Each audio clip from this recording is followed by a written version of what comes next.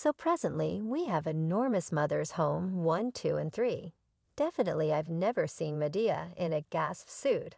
I think she wears a dress. What happens when dramatization gets uncovered on live television? The acclaimed Chief Frenzies as Ice 3D Square and other celebs openly criticize him. Prepare for stunning disclosures from those who've worked intimately with Perry, including stunning, somewhat late changes and a recording experience one entertainer called the most distressing and hardest of his life. Get your popcorn. This is one story you won't have any desire to miss, buddy. What do you think he precise? Was the point that you feel like went too far for him to greetings everybody? And welcome back to Celeb Live Station. You assume you know Tyler Perry. Reconsider in the present selective. We're revealing the cruel real factors behind the excitement of Tyler Perry Studios. From an unthinkable one-day shooting timetable, to Perry's flighty and rash changes, to characters those who've thought, for even a second to work with him, make them shock stories, to tell even Hollywood hotshots, like Ice 3D Shape, aren't keeping down their analysis. Hang on close as we plunge into the In the Background show that has everybody in Tinseltown talking. Tyler Perry isn't simply an entertainer, he's a legend with a total assets rising above $1 billion. He's an awe-inspiring phenomenon in media outlets, from destitution to multi-tycoon status, delivering north of 30 movies, 20 plays, and 8 TV series. Perry's process is completely persuasive. Did you realize his media establishment alone rounded up an astounding $660 million?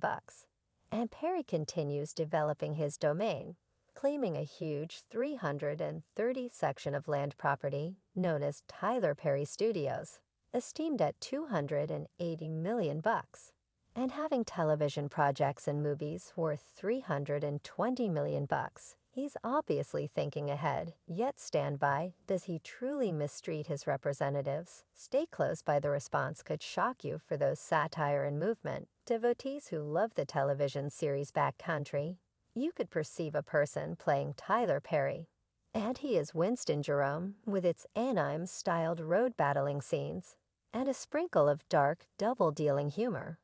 The Backcountry is everything except common. It's proud, strong, and has some things to say regarding media creator Tyler Perry. The possibility of the episode came from one of our entertainers. That was, you realize it was a piece of the show. Gary Anthony Williams tried out for a Tyler Perry film. Winston Jerome isn't an irregular person. He reflects Perry's genuine jobs as a writer, screenwriter, entertainer, and more. I asked Jesus, how might I further spread your message on the planet?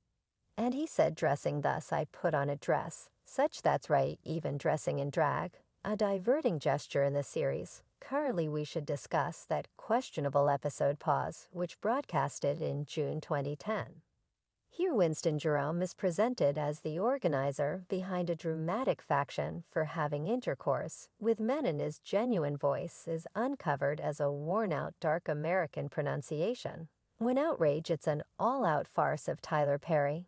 And it didn't keep down. Yet the most thrilling part, the episode makes fun of Perry's famous screenwriting recipe in any event, depicting him as a closeted gay who utilized his religion backwoods, hit the bullseye with the equation of each and every Tyler Perry film. Tweeted a fan, what's the genuine behind-the-scenes story? However, amidst the provocative episode of the Backcountry, Winston Jerome, the made-up variant of Tyler Perry, alongside Medusa's media, take the spotlight. Jerome is created as a diversion magnate with a clique like Holt, utilizing strict way of talking and film subjects to control people around him, all while concealing his sexuality. At one point, the distress arrives at a pinnacle, driving characters Huey and Riley on a salvage mission to save their granddad from Jerome's grip. There were sure things that we took from the genuine story that he gave us, and we put in the show. And I believe that could have caused him to feel away in light of the fact that a huge second divulges to Jerome's actual goals. When Grandad asked Jerome, do you mean to let me know that this entire dressing in drag Christian gathering thing is to make sure you can have associations with men? To which Jerome concedes, gracious. Basically, definitely composed by Backcountry maker Aaron Magruder and Rodney Barnes. This episode will undoubtedly ignite pressure Jerome's manipulative control, utilizing strict subjects, and confining the cast reveals insight into the misleading idea of his personality, all while adding complex layers to this character. All while adding complex layers to the phone. As per reports, there was even hypothesis that Perry had terminated staff individuals and was wanting to sue the backcountry over the substance. Yet Perry rushed to discredit those cases, very much like the Spike Lee circumstance. I feel that no reaction is the best reaction. I'm about to leave it at that there is positively no reality to the gossip that I'm suing the backwoods. Those are lies. I'm not suing anyone over that. And I haven't terminated anybody due to that show possibly. I don't have any idea where all that came from. Perry explained the dubious episode, expected to incite responses. Tyler Perry's refusal to act against the backwoods, even in the midst of bogus reports, permitted the episode to stay a subject of interest without growing into a fight in court. While some saw it as a shrewd move, others keep on discussing the precision and reasonableness of the depiction, keeping the episode and the tattle alive. And the tattle fit as a fiddle in the realm of big-name amusement. Following the show of the backcountry episode, the show appeared to be ready for a new beginning with a reboot declared in 2019. Unfortunately, the news came presently before the death of entertainer John Witherspoon, who played the cherished granddad in the show. Quick forward to 2021, Sony Pictures reassessed the restart and Ice Block wasn't keeping down, pointing the finger right at Tyler Perry for the scratch-off. I keep thinking about whether Tyler Perry resembles he's on a campaign to make people of color look as terrible as conceivable. Yet this isn't Tyler Perry's most memorable brush. With debate back in 2015, Tyler Perry Studios wound up at the focal point of a legitimate tempest. Joshua Soule, a previous creation colleague, slapped Tyler Perry, the studio and manager Brett Hendricks, with a $5 million claim recorded in the Atlanta government court.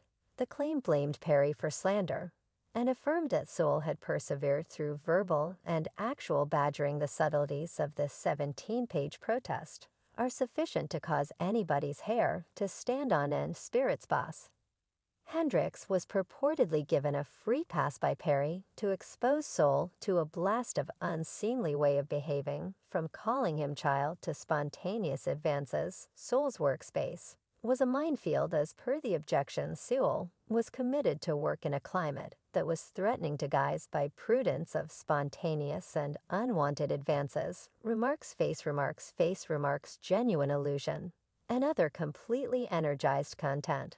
When Soule endeavored to voice his interests about his supervisor's lead, he found no help. Hendricks fought back against him, and Perry obviously never made the slightest effort to intercede. The contextual analysis, much more profound, uncovering that Tyler Perry Studios was infringing upon Title VI of the Social Liberties Act in 1964, as well as the Social Liberties Act 1991. Litigant Tyler Perry Studios LC is in like manner accused of information in all-out attack mode direct of a significant level representative. The protest expressed with Soule's business terms being radically modified by the unfriendly workplace. Soule's claim looked for harms for a considerable rundown of cases, including reprisal, deliberate curse of close-to-home misery, and defamation. The charges against Tyler Perry Studios were serious, portraying carelessness and a conspicuous dismissal for the prosperity of representatives.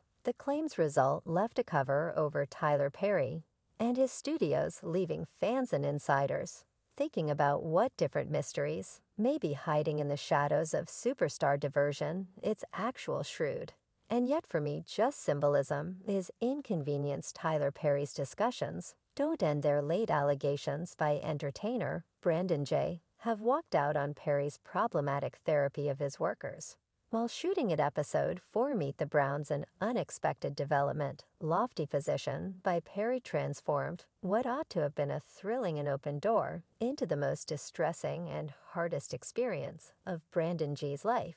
Require a day on the set at Tyler Perry Studios. Most shows would endure 7 days shooting an episode, Yet here one day is all you get. Brandon J opened up on TikTok about the extraordinary timetable depicting how Perry's propensity for making last-moment script changes added to the tension. He said, "I require a few days to get familiar with the whole content, and afterward, upon the arrival of shooting, everything changes." The entertainer was at first set to play Jeffrey, a bull secondary school teen being harassed, yet Perry had different plans. Envision you have your lines down and unexpectedly, the chief strolls in and believes everybody should learn new lines fitting his personal preference.